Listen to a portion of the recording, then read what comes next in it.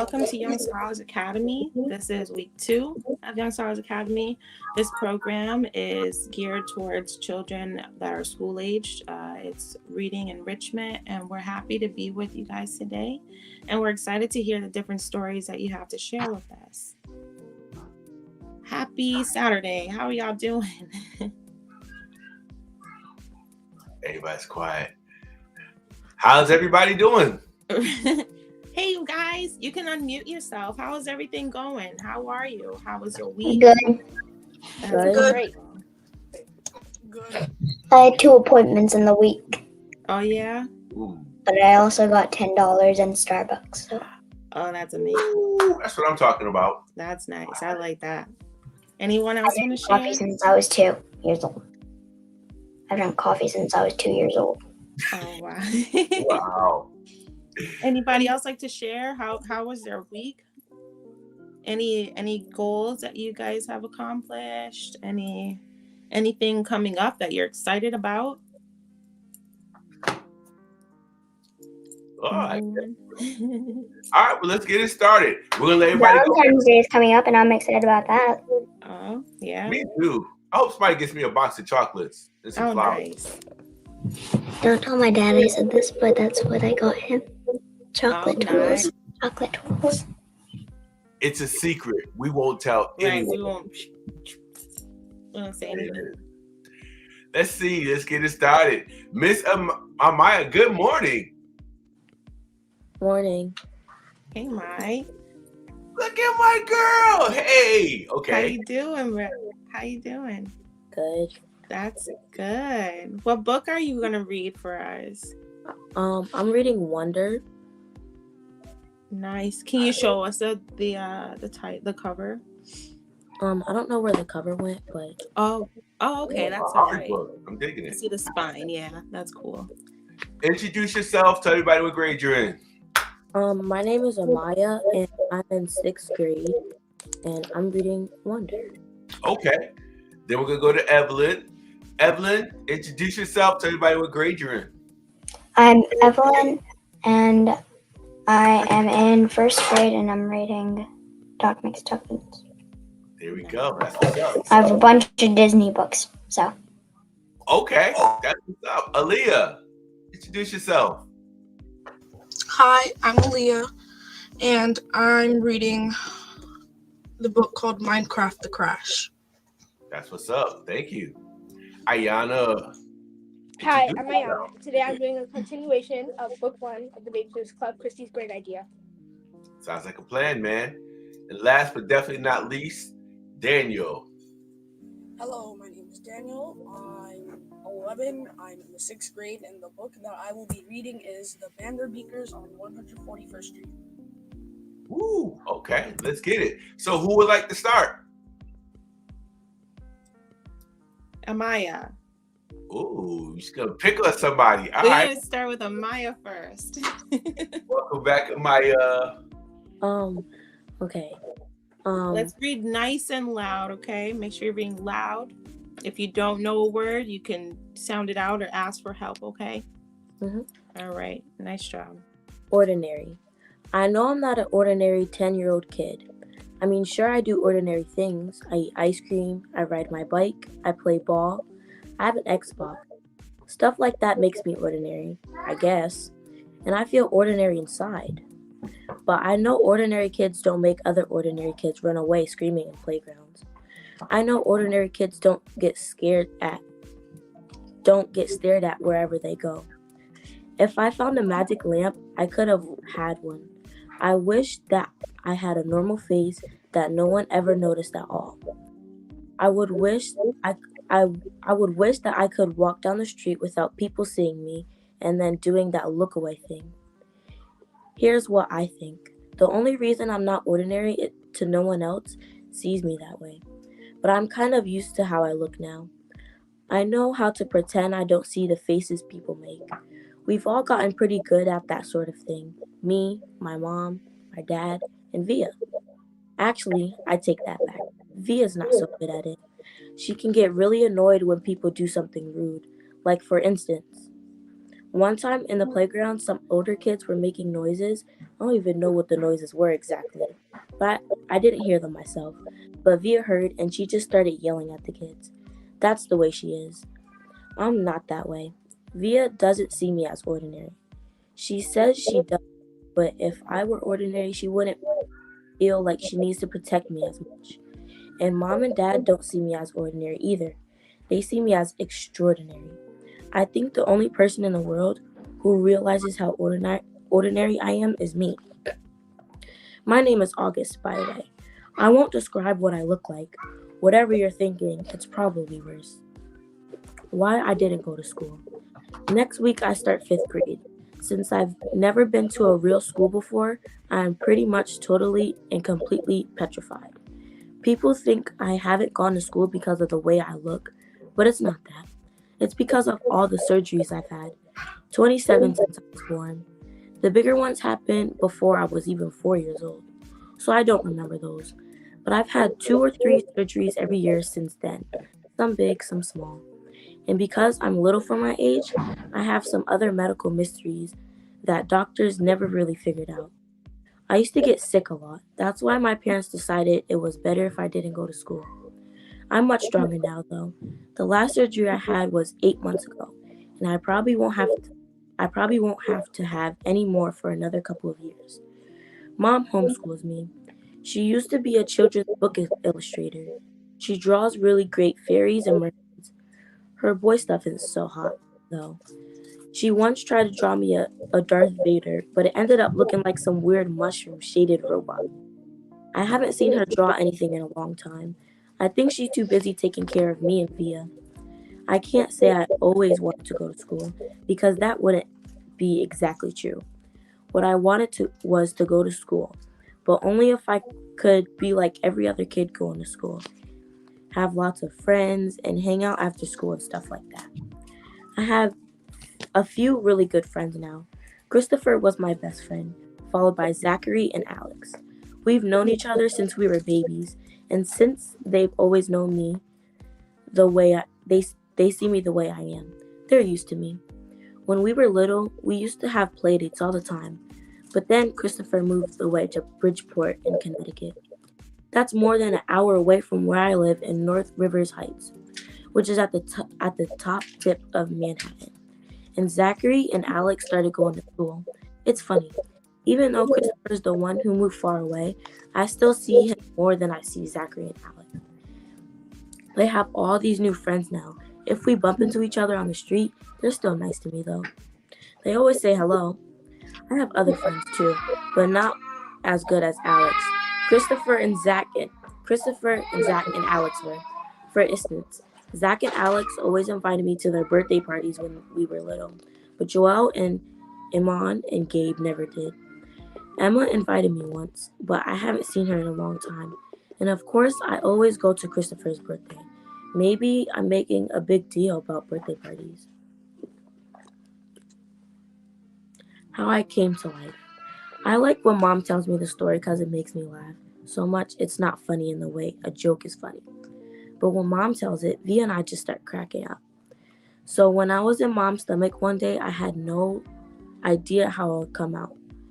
Mom and Via 4 years before had been such a walk in the park. Mom's expression. There was no reason to run any special test. About 2 months before I was born, the doctors realized there was something wrong with my face, but they didn't think it was going to be bad. They told Mom and Dad I had a cleft palate and some other things going on. They called it small anomalies. There are 2 nurseries in the delivery room. The night I was born, one was very sweet, and the other, Mom said, didn't seem all nice or sweet. She had very big arms, and here comes the funny part. She kept farting, like she'd bring Mom some ice chips and then fart. She checked Mom's blood pressure and fart. Mom says it was unbelievable because the nurse never even said excuse me. Meanwhile, Mom's regular doctor wasn't on duty that night, so Mom got stuck with this cranky doctor and Dad nicknamed Doogie after some old TV show or something. They didn't actually call him that to his face, But Mom says that even though everyone in the room was kind of grumpy, Dad kept making her laugh all night long.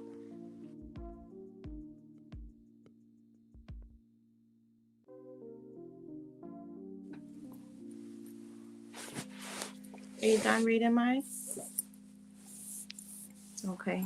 Thank you for sharing. Would anybody like to comment on Amaya's, on her selection that she chose?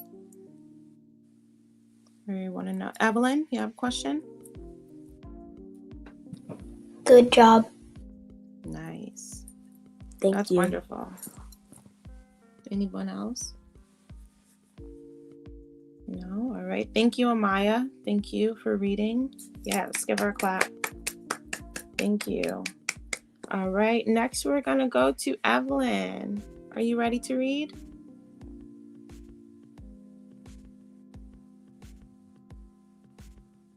Are you frozen?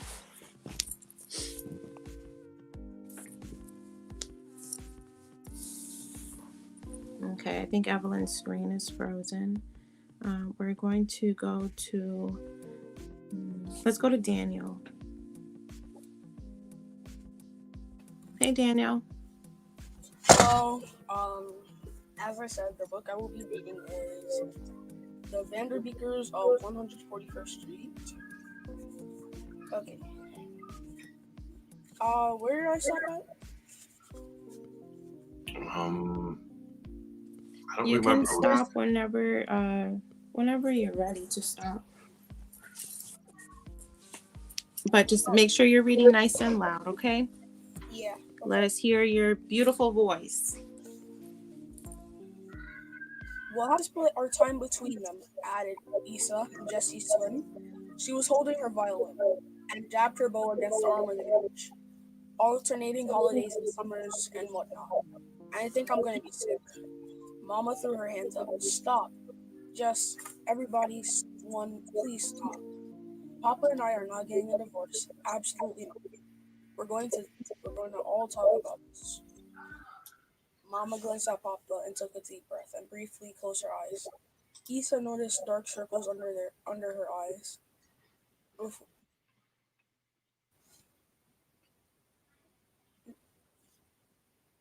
Mama's eyes opened. Let's start over. First, answer this question. On a scale of 1 to 10, how much do you like living here? The Vanderbeeker kids glanced around at their home, a brownstone in Harlem, New York City. It consisted of the basement, a ground floor with a living room that flowed into an open kitchen, a bathroom, and a first floor with 3 bedrooms and a walk-in closet. Turned bedroom where Oliver lived, and another bathroom lined up in a row. A door on the ground floor opened up to a skinny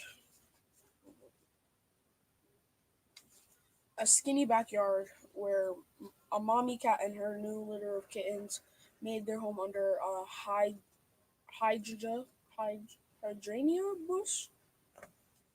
These kids considered Mama's question. 10, Jessie, Issa, Hyacinth, and Lainey replied. A million, said Oliver, still squinting suspiciously at his parents.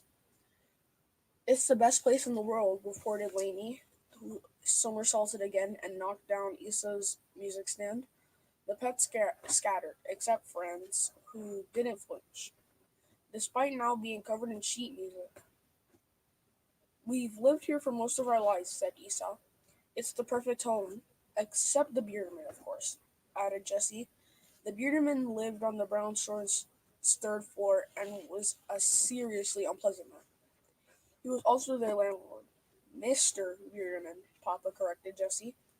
And funny you mention him. Papa stood up and started pacing his length across the couch. His face was so grim. I've never seen his face like that. I did not see this coming, but Mr. Bearderman just told me he's not renewing our lease.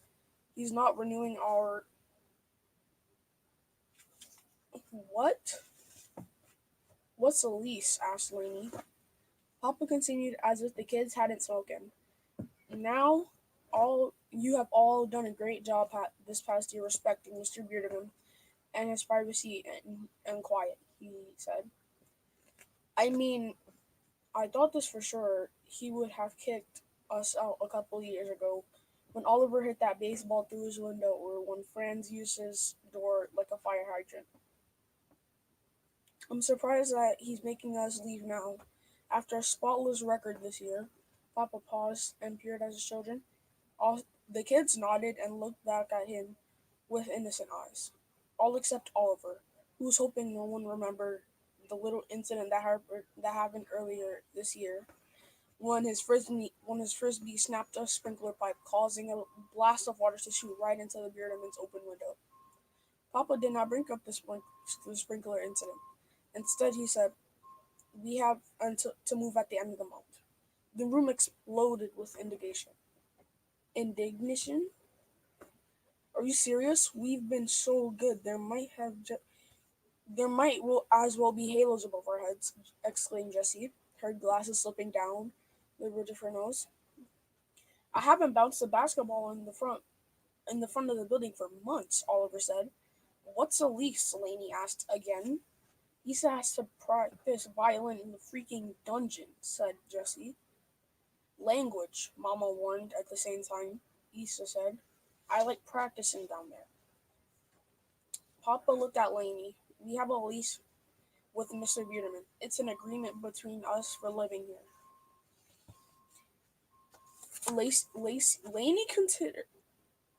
Lainey considered what Papa said as she prepped another somersault. So that means he doesn't want us? It's not that, Mama trailed off. I think it's the Beetleman needs hugs, Lainey decided. She completed an accident-free somersault that rolled over to lie in her stomach, searching for her bunny, who had taken refuge under the couch. Jessie glanced at the calendar on the wall. So that's it? We've only got 11 days left here? He's really going to make us move right after Christmas? Asked Issa. Is it because I can't keep Franz quiet? Asked Hyacinth as she chewed her fingernails. When Franz heard Hyacinth say his name, his tail gave a little wag and his eyes fluttered open, then drifted closed again. I think I'm going to stop there. Great job, Daniel. Thank you so much. So how you like that book so far? Is this the first time you've read it? Did you just start reading it last week? It is the first time I've read it. All right, how are you enjoying it so far? I like this book a lot. It's very interesting. Okay. All right, I'm digging it. This is my second time. I'm good. I hope you're gonna finish that all the way through, correct? Next week? Yes. My guy. Thank you. Let's see who's next. Evelyn is back. Evelyn, you ready? All right. So next up is Evelyn. You can unmute, introduce your book, and then do what you do. I'm going to be reading McStuffins Checkup Time.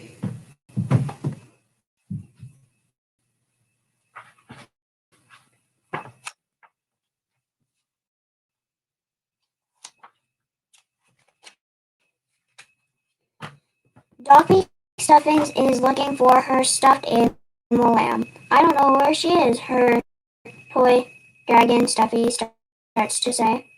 Suddenly, Doc's brother Donnie races into the room. The toys stop moving and go stuffed. It turns out that Donnie had lamb. He wants Doc to play firefighters with him today. Maybe later, okay? Doc tells him it's time for Doc to open the clinic.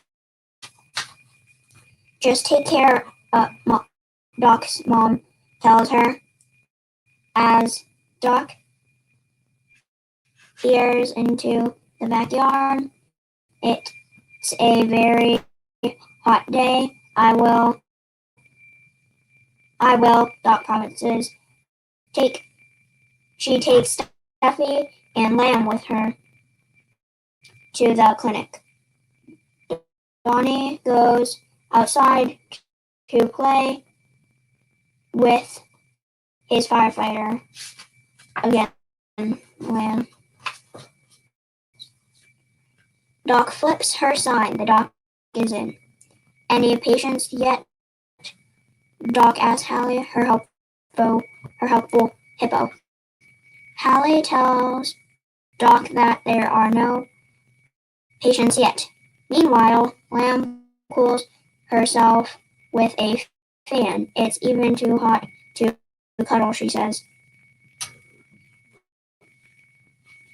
It looks like it will be a quick day at the clinic until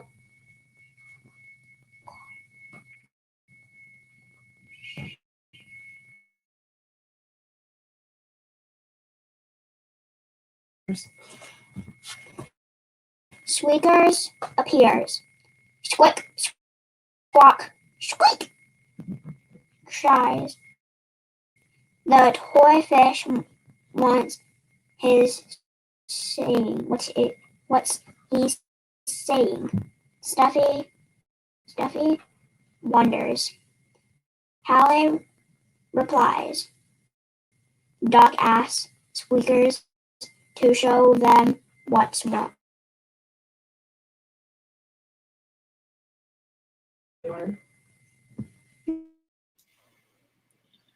You done, Evelyn? Yes? Good job. That's what's up. Okay. Where am I at? Okay, so we've had some phenomenal readers so far this morning. We had Amaya, we've had Evelyn, we've had Daniel, and we still have more readers to come. So let's see who's going to be next. Do we go with Aaliyah or Ayana, the sisters? I'm going with the youngest of the two first, and we're going to go with Ayana. Hello. Hello. So I'm Ayana, and like I said before, I'm doing a continuation of the first book in the Baby Shouters Club series, Christy's Great Idea. And where we have stopped at so far, just a little recap, is Christy and her friends have met up and talked about this club that Christy wanted to create, and now they're getting ready to have their first meeting. Chapter 4. Promptly at 5:30 the next afternoon, I crossed the street to Claudia's house and rang the bell. Claudia answered it again, this time wearing a baggy yellow and Ayana, Ayana, slow down. I'm trying to listen. Okay. Promptly at 5:30 the next afternoon, I crossed the street to Claudia's house and rang the bell. Claudia answered it again, this time wearing a baggy yellow and black checkered shirt and a black pants and red jazz shoes with a bracelet that looked like it was made from a telephone cord. Her earrings were dangling jointed skeletons that jumped around when she moved. I noticed she wasn't wearing any makeup. Mom and Dad wouldn't let me, she said. Well, you got away with the skeletons. Claudia grinned. I didn't put them on till I got to school, she whispered. Mamie's the only grown-up home, and now she doesn't mind if I wear skeletons. Oh, very, very sneaky. Claudia knows every trick. As we went up the stairs, Claudia said, Stacy's already here. I hope you like her. She lowered her voice and Jeannie needs help. I groaned. Sorry, her door's open too. At that moment, Janine stuck her head out into the hall. Oh, hi, Christy, she said. I thought I heard voices. Claudia told me about the Babysitters Club. That sounds like an outstanding idea. Well, hopefully it will, I began. Janine's face took on her know-it-all look. Christy, hopefully, is one of the most commonly misused languages in the English language. The word means in a hopeful manner, and is not acceptable to use it and mean it is hope. If I were, I didn't have the vaguest idea of what she was talking about. Gee, Janine, gotta go. I cut her off as Claudia and I went to her room. Stacy's waiting for us. See ya. I really can't take much of Janine, and I always make a mistake in front of her. I don't know how Claudia manages to live in the same house as her. Just as I reached Claudia's bedroom, the doorbell rang. That's Marianne, I called. I let her in, Claude. I went downstairs, opened the door, warned Marianne about Janine, and then ran back upstairs with Marianne at my heels. We ran straight to Claudia's room, careful not even to look at Janine as she opened her door. Hi, Claudia said, closing the door behind us. You guys, this is Stacy McGill, Stacy, this is Christy Thomas and Marianne Spear. Hi, Stacy and I said brightly. Marianne suddenly turned shy. Hi, she said softly, speaking more to a wall than Stacy. I looked at Stacy. I could see why she and Claudia were friends already. Stacy had on a pink set sweatshirt with sequins and large purple parrot on the front. Short, tight-fitting jeans with zippers up the outsides of the legs and pink plastic shoes. She was very pretty, though. Tall and quite thin, with huge blue eyes framed by dark lashes. Fluffy blonde hair that looked as if it had been styled recently. I glanced at Marianne. She and I were still in our school clothes. I was wearing jeans and sneakers. Marianne was wearing a skirt and saddle shoes. Marianne's hair was, of course, in braids, and I was wearing a blue hairband. There was an uncomfortable silence. Well, I cleared my throat. Claudia, did you tell Stacy about the Babysitters Club? Just what we talked about yesterday, she replied. Did you babysit in New York? I asked Stacy. Oh, all the time. We lived in this big building. There were over 200 apartments in it. Wow, said Marianne. And I used to put up signs in the laundry room. People call me all the time. She paused. She looked as though she was thinking. I could stay out until 10 on Friday and Saturday nights. Another wow from Marianne. I was feeling more and more like a baby. How is it possible to feel so much younger than somebody who's the same age as you? I'd really like to be in the club, said Stacy, and I don't know too many kids at Stony Brook yet. And it'd be nice to earn some money. My mom and dad buy my clothes, but I have to earn money for other things, CDs and jewelry and stuff. How come you left New York? Asked Marianne. Marianne has a real thing for New York. The glamour and the lights in the stores. She wants to live in the city after she's grown up. Stacy looked at the floor. She started jiggling her right foot back and forth. Oh, she said lightly. My dad changed his job. Gosh, you have a lot of neat posters, Claudia, she said quickly, changing the subject. Thanks, I made those to myself. Claudia pointed to a picture of a horse galloping through the desert and another of a girl sitting on a window seat gazing outside. Boy, if I lived in New York, I wouldn't leave for anything, Marianne went on. Tell me what it's like to live there. What was your school like? Well, began Stacy, I went to a private school. Did you have to wear a uniform? Claudia asked, shuddering. Nope, we could wear regular clothes. Then how did you get to school? Asked Marianne. On the subway. Wow. Once? Stacy added, seeing how impressed Marianne was. I took the subway all the way from our apartment to Coney Island. I had to change about a zillion times. Wow. Did you ever take a cab by yourself? Sure, lots of times. Wow. At Marianne's last wow, we all began giggling. Well, anyway, I said, to get back to the Babysitters Club, what I think we should do is make two lists. One of rules and one of things to do. Does this mean, Stacy interrupted me, that I'm in the club? I glanced at Marianne, who nodded her head. I already knew what Claudia thought. Yep, I replied. Oh, hey, great, Stacy exclaimed, burning. Claudia gave her a thumbs up sign. That's all I'm going to read today. I'm sorry, my bad. I was like caught up in the reading. Nice job. Yeah. Babysitters Club is amazing series. Yo, I am digging it. I used to love that man. series. Thank you. Oh. Thank you for reading. No problem. Last but not least, Aaliyah. Did it. Should we get the introduction music for her here? hey, what should it be? We're gonna play the rock music. Here it comes. Hey, that yeah. Ladies and gentlemen, Hey. coming to the stage is Afro Aaliyah. Hi, Aaliyah. Hi, so again, I'm reading the book Minecraft the Crash. Okay, there was a halo of light over me. I panicked for a moment until I realized there was only a street lamp. I must have been lying on the ground, only I couldn't feel anything. Not the ground, not my body. I couldn't even move. I tried to say something, but my mouth didn't work either. A woman with a blonde ponytail leaned over me, frowning. She looked up and mouthed something to someone I couldn't see. No, she was talking, but I couldn't hear. But I couldn't hear her. I couldn't hear anything. Only my eyes seemed to be working. And even at that, everything was dim and restricted, as if I could only look up.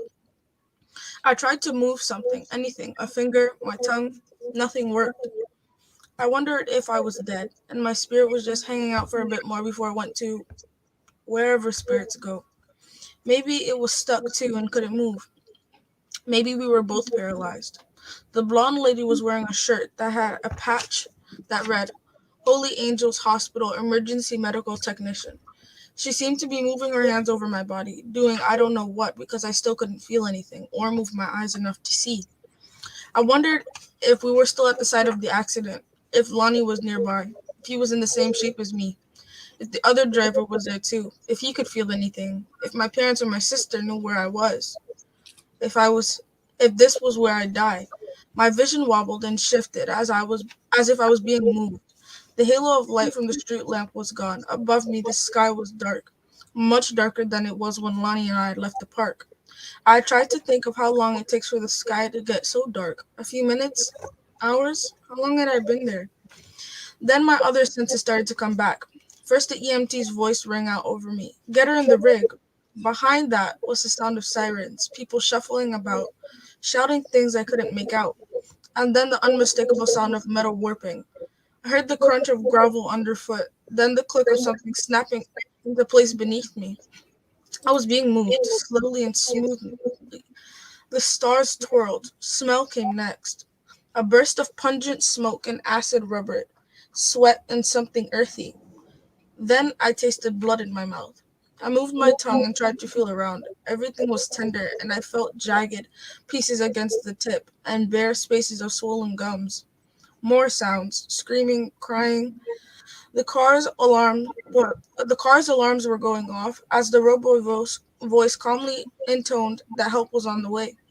Lights flashing red against the shiny white paint of the ambulance. The inside of the ambulance, smooth white roof, metal latches on supply bins overhead. The face of the EMT lady and another guy leaning over me, one smiling, one frowning. Only I kept mixing up which was which because my eyes couldn't focus on one or another, and I kept being bumped, and the siren was going, so we must have been on our way to Holy Angels. We hit a smooth, straight patch of road, and my vision became less jangly. It was the man. The man was smiling. I was lifted out of the smell of antiseptic. I was lifted out, and the smell of antiseptic immediately washed over me. The hospital lights were a bright white.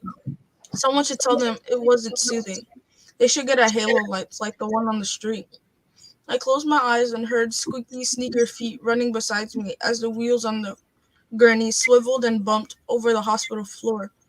I saw the light still beaming down through my eyelids, and I could tell every time someone leaned over me because they casted my face in a shadow.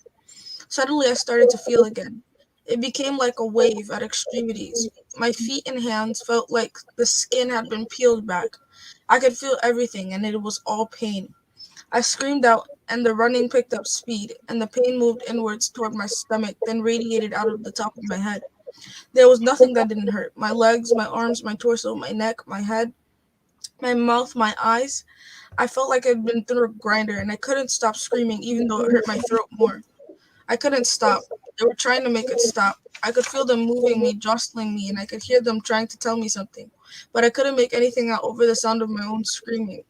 And I could only make out the way it felt and the way everything hurt. And I stopped. Is this dying? I tried to tell them, make it stop. Then everything did. I woke up in a small beige room with vertical vinyl blinds and equipment beeping around me. There were two upholstered chairs with wooden arms sitting on either side of the beige plastic table with attached wheels. A blue blanket covered my body, and I couldn't see what condition I was in, other than my legs appeared to be much larger than usual, so I figured they were both in casts. Awesome. I couldn't see my arms either. I tried to move them and couldn't. Either I was armless or whatever anesthesia they had.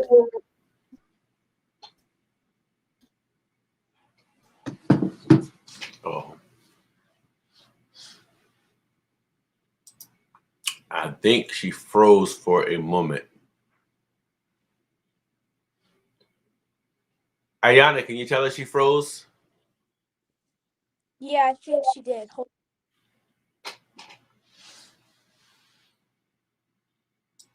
Okay, she froze for the moment. In the meantime, she'll come back and finish that book. She's doing such a phenomenal job. We see that little Alden has joined us. Hey, Alden, how are you? While we're waiting for her to come back, tell everybody your name and what grade you're in. My name is Alden and I'm in second grade. Well, all right. Thank you for joining us. We appreciate that. All right, you got a book to read? You don't have to read it right now. Just show us the book you're going to read. Let me see your book. How do dinosaurs go? Ah, you like dinosaurs. Yeah, we're looking forward to it. All right, so we'll get you on as soon as Aaliyah comes back and gets ready. And while we're waiting, I got to shout out Rhonda Stoll-Lewis from Dorman Elementary School. She has tons of books that she'd like to donate to the program. So if anybody would like, if anyone would like books, let me know. Have your parents inbox me and I will mail them the books. If you're in the Springfield area, we can drop them off to you. Olive Tree Bookstore, they have great books. We have some phenomenal bookstores. So if you need books, let me know. We will get books to you. But you guys have some books that I want in my library. You guys are reading some really, really, really good books. What do you think, Ms. Hardy? I'm excited. I love the range of books that the scholars have brought to read. Every story sounds so interesting. And you guys are doing an amazing job reading. Miss Rhonda is amazing. Mrs. Lewis. Yeah. Absolutely. I can't see the name because it's because our Facebook user. Someone said they would like to donate their Ellie book. So we nice. will take whatever you have. Hey, Aaliyah is back. Should I do the intro music for her return? She said Absolutely. Don't do it. I won't do it. Okay. Aaliyah. What was the last thing you guys heard? Could it feel her arm or something? You mentioned something about her feeling her arm. Okay. She woke up in the bed. She woke up in the room. My arms either. Yep. I tried to move them and couldn't. Either I was armless or whatever anesthesia they had me on hadn't displayed it yet. I felt groggy with a side order of dull pain all over. At least I could move my eyes to look around. I was alone. It was just me and the beeping monitors and a pink plastic jug that was sweating on the wheeled table, but no cups. I stuck my tongue out of my mouth. My lips were dry. I could have used some water, but my voice didn't seem to be working, so I couldn't ask even if I wasn't alone. I tried to move my fingers to see if there was a call button or something nearby to let anyone know that I was awake and they could start tending to me or telling me what happened or anything, but I still couldn't feel my fingers or tell whether or not I still had any. I wondered what I looked like. I wondered where everyone was. I wondered what happened to Lonnie. When I woke up again, I got an eye full of hospital ceiling tile, the really generic kind that's kind of a hybrid of gray and beige, and my foggy mind thought, grage?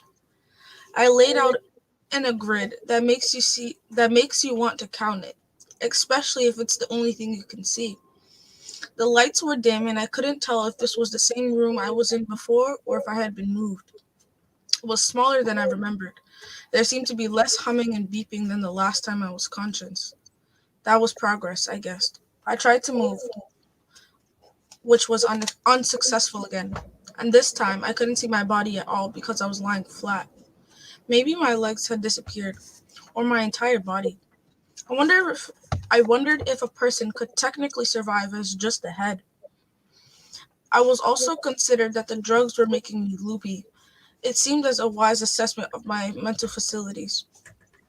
The door opened and closed, and I heard my mother whispering, "How much longer do you think?" "It's going to be a difficult recovery, Mrs. Marshall. Her injuries are extensive. We're going to have to take it one day at a time." I heard something like a muffled cry and then my father's voice. "Carrie would like to see her. I'll bring her by after school." Carrie didn't have school on Saturday. I wanted to ask what they were talking about, but then it occurred to me that it probably wasn't Friday anymore, or even the weekend. I tried to say, "Hey guys," but what came out was rather a groan. I'd been reduced to the vocabulary of a Minecraft villager. My parents ran over to the side of the bed, excited that I had seemed to be able to vocalize at all. Hey, I tried again, but a groan came out. Bianca, my mother said softly. Tears rolled down her face, tracing a light brown tracks in her makeup. How are you feeling? My father asked. I tried to nod. It hurt. Next, a woman in a white coat came up, and my parents moved away. She had large, dark brown eyes and a black braid that came down over one shoulder. When she leaned in closer, her hair moved away from her name tag. It read Dr. Ney. Hello, Bianca, she said. Glad to see you awake. How long have I been out? I tried to ask, but there was more moaning and some drooling. I'm sorry to say. My mother leaned in with a paper towel to catch the dribble, wearing her worried face. It's been almost a week since your accident, Dr. Day says, as if I were perfectly coherent. You're finally stabilized enough for us to wake you. What's the damage, Doctor? Dr. Ney tapped a few buttons on her tablet, and a hologram projected from a camera attached to the tablet's edge. A miniature version of me displayed before my eyes. It was eerie, like looking at a blueprint version of yourself. You're very lucky, Bianca. If you'd had the same accident a few years ago, I'm not sure if we'd had the right technology to help you through it. I certainly didn't feel very lucky, being in a full body cast and all. But I took her word for it. Dr. Ney tapped a few more buttons, and the hologram of my body glowed in red in nearly 10 different spots. I had 2 broken arms, a broken thigh bone, 3 broken bones in my right foot, 2 broken ribs, a collapsed lung, and a concussion. I looked like a game of Operation gone horribly wrong. Ooh. Good thing you're a fighter, Dr. Ney said. I didn't recall being aware enough to fight, or know who was around me, or even how I managed to get this hideous little room that smelled of pine cleaner, medicine, and pee, which I hoped was not my own, but I knew probably was. Dr. Nate leaned over me and adjusted the flow rate on the bag that fed into an IV. I suddenly felt something on my right go colder, and I smiled again, being able to feel my arm at last. The coldness spread and washed over me, then more dullness descended like a fog. Dr. Nate continued talking over me and my parents. There seemed to be a lot to tell. I tried to follow along, but I was struggling to hear, struggling to feel. I was just struggling, like swimming upstream against a strong tide, and then it was lights out again. Third time's the charm, I thought when I woke up. This time the light was brighter, my body was propped up, and I could see around the beige room, with the covered chairs and plastic table wheels and the sweating pink jug again. Deja vu. Except for my father, who was sitting in one of the chairs reading an Infotech magazine. For an old guy, he's always on the cutting edge of the newest tech stuff. Well, I guess it's his job. Hey, I said, this time it actually came out as a recognizable word, which surprised me. So I made a little sound that was a half hiccup, half moan. Yeah, it was weird, as you imagine. Trust me. My father practically jumped out of the chair. Hey, he said, how are you feeling? I shrugged, or at least I thought I did, but I don't think anything actually moved. What happened? I asked, knowing full well what happened, but unable to come up with a better question. You got banged up pretty badly, he said in a low voice, as if saying anything louder might make things worse. He reached over to one beeping machine and touched the screen. It made me nervous, but nothing happened. You're gonna be here a while, he sighed. You had a couple surgeries, and there are some casts. He put his warm hand on my forehead.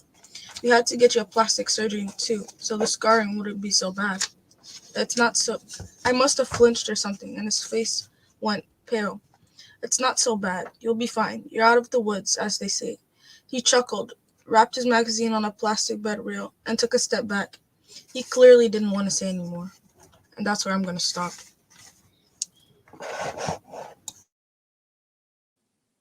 Thank you, Leah. That was Okay. great. That was interesting. Listening to that was kind of like watching a TV, listening to a TV show in the background. There's a lot happening there, man. I'm digging that. I can't wait to see what happens next. I'm excited. I love when you guys when you all read, it's like different images pop in my head, So like how Mr. Darrell was saying, it's like a movie, like a show. Amazing job. We have one more reader, Miss Audie. One more reader, Alden. Are you Hey, ready to read about your dinosaurs? Take a deep breath. Don't be nervous. Take a deep breath. Just be like, just turn the first page, and you got this.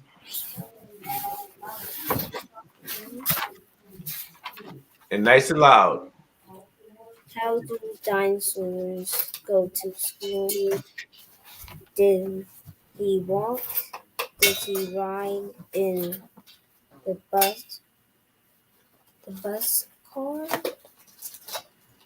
The busy car?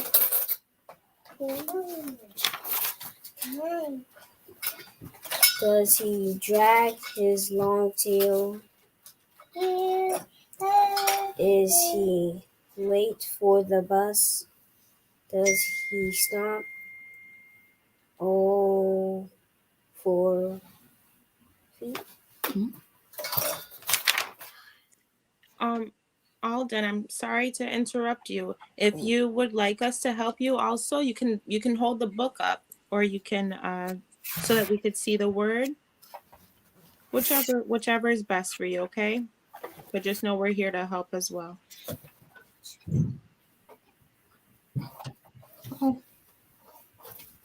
When he got to the school, did he roughhouse and punch?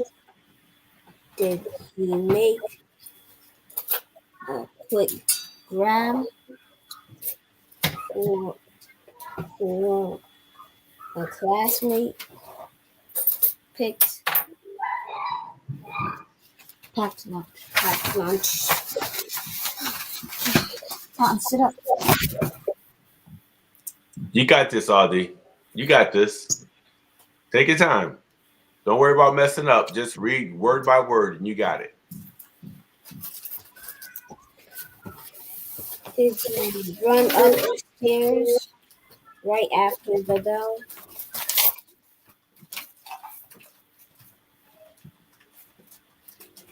Did he clean the class with his own show and tell? Did a dinosaur yell? Did he make it too hard for others to listen? Did he sit up the classroom by night? A silly noise. Did he tease all the girls? Did he pick on the boys? No. A dinosaur carefully raised his hand to help out his classmate with a project they planned. At recess, he played with a number of friends. He grilled at the bullies till the end. Aldi, you don't have to read the whole book. So you read part of the book today, and then the other part of the book next Saturday. Is that cool? Yes. Okay. All right, everybody. We're gonna turn it back over to Ms. Alden. Great job. And I'm glad you came on. I'm happy you joined us. Listen, man, the reading gets better and better and better and better. The more you read, the better it gets, the smoother it gets. And you did a phenomenal job. So give yourself a hand clap. Come on, Aldi, give yourself a hand clap. There we go. All right, Miss Aldi. Hi. Okay, I'm so excited. You guys are so amazing. Everyone that Absolutely. read, you did a phenomenal job. I'm excited to hear more of your story. I'm excited for you all to gain more vocabulary from your selections. Um, yeah, I'm just overall excited. You all did an amazing job. Mr. Daryl, do you have a moon book? I do, but Do you you know what? have? The reading was so good today. I don't even want to read my book because I'm still trying to digest everything that I read. But I think I have an even better book I'm going to read next week. Ooh, can you start us off next week? I will start you off next week. I definitely Amazing. will.